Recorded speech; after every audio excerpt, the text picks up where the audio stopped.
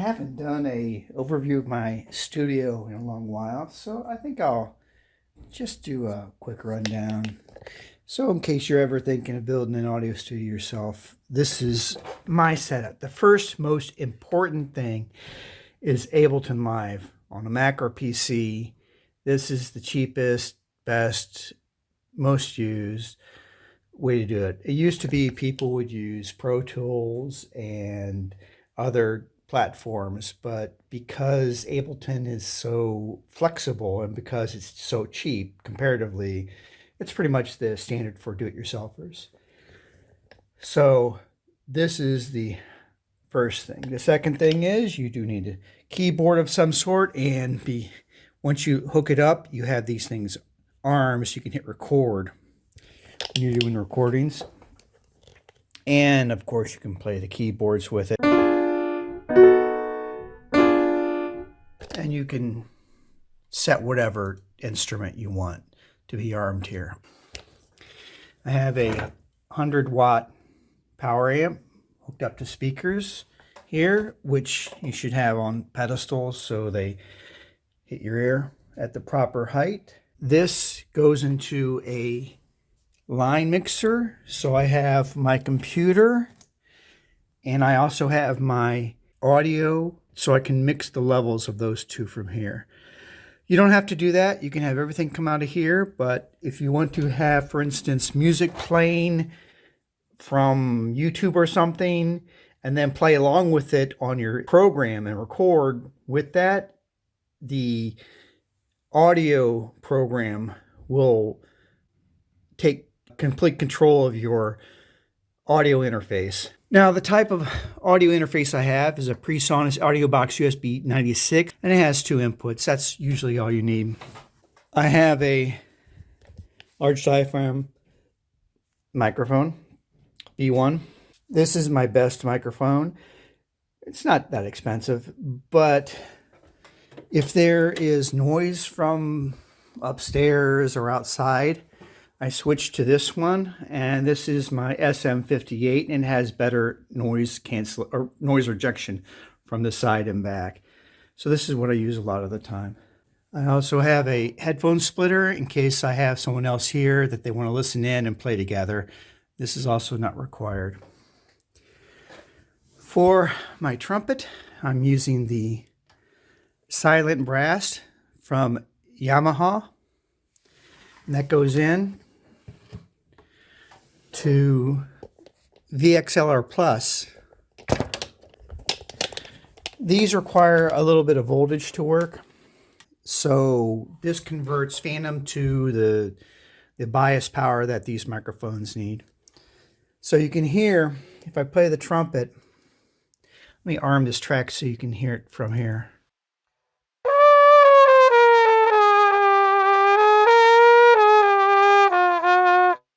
For the instruments, for the trombone, I also have either a mute or I also have a silent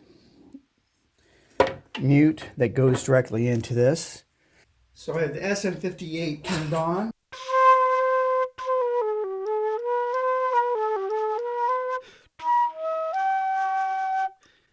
So this is the one I use unless it's a really quiet day. This uses the Yamaha to input.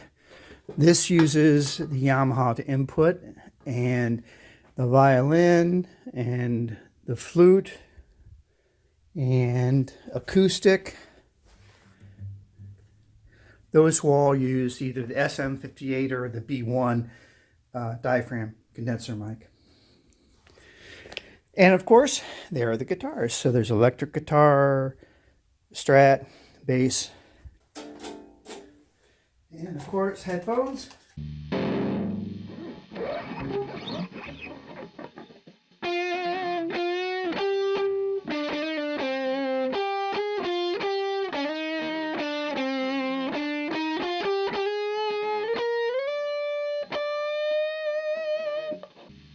Electric guitar is always fun to play. How I input all of these instruments without really disturbing the neighbors or cat. He wants to be part of the action. Last is my E-drum set. Now the thing about drums is you can use the keyboard. So you can use the keyboard, but the reason this is useful is because when you're playing drums, there's a certain things that happen with your right and your left hand, and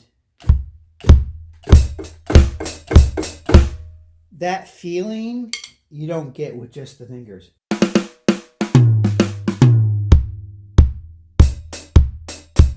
This is a Cat, and it is the cheapest one you can get. It's only $100, but you also need to spend $100 on your electronic drum pedal. But if the speaker's turned off, there's nothing to the, there's no sound. Which is what I need. Keep it quiet. Is that right? Is that right? You don't like loud noises. So in summary, if you're starting a audio studio, the first thing that you want to get is Ableton Live. That's what I suggest. And the second thing you want to get is a audio interface.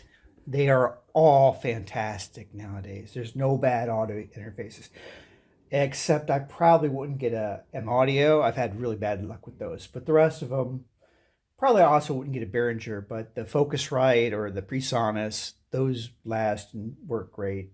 But to be honest, they're all fine. They all work and the noise level is very low. So Ableton Live, a audio interface, and then a microphone. And I started with the SM58, but it depends on how noisy your recording environment is. If you have a nice, quiet recording environment, then a large diaphragm microphone like this, like a B1, just makes way better recordings. But for me, most of the time, I'm stuck using this one. It works okay. And the rest of this nonsense, I mean, it depends what you're trying to do. But you have to buy a cable or two. So the total cost is $100 or $200 for the software. You don't need to buy anything extra normally. But what I do suggest, if you're doing singing, is to get Melodyne in order to auto-tune the vocals. Even if you're a great singer, people today expect your vocals to be on perfect pitch. So I suggest Melodyne. And after that, you can just lay down your tracks and use what's built in. But I think Kontakt is the next software I would buy if you're doing any kind of MIDI instruments.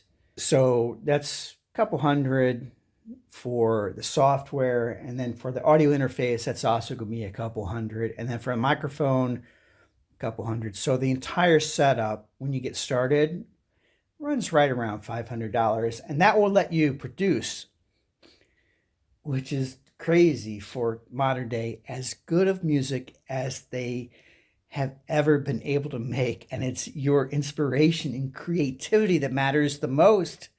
How is it so inexpensive to create an audio studio that can do as well as, $100,000 or $1 million audio studio in the 1960s and 70s? That's just the way it is.